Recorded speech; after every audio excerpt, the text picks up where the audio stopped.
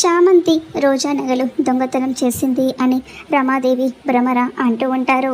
ఇంతలో రోజా అరుణ్ అక్కడికి వస్తారు.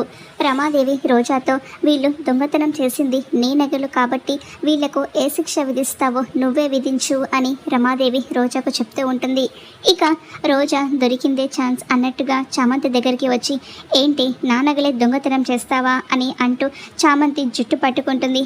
నాకేం తెలీదు అని చామంతి అంటూ ఉన్నా కానీ ఎవరికి చెప్తున్నావు నీ దొంగ బుద్ధులు, మర్యాదగా ఇంట్లో నుంచి బయటికి నడవండి అని రోజా చామంతి జుట్టు అలాగే తన కన్న తల్లి జుట్టు పట్టుకొని ఇద్దరిని కూడా ఈడ్చుకుంటూ బయటకు గెంటేస్తూ ఉంటుంది.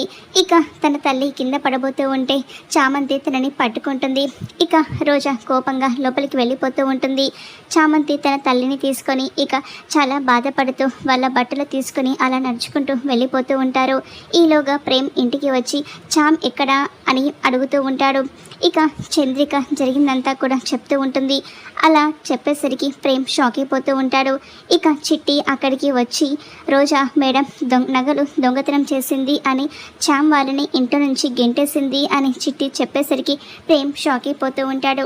మరి ప్రేమ్ చామంతి వాళ్ళను మళ్ళీ ఇంట్లోకి తీసుకొస్తాడా? చామంతి దొంగతనం చేయలేదు అని నిరూపిస్తాడా? ఏం జరుగుతుందో చూద్దాం.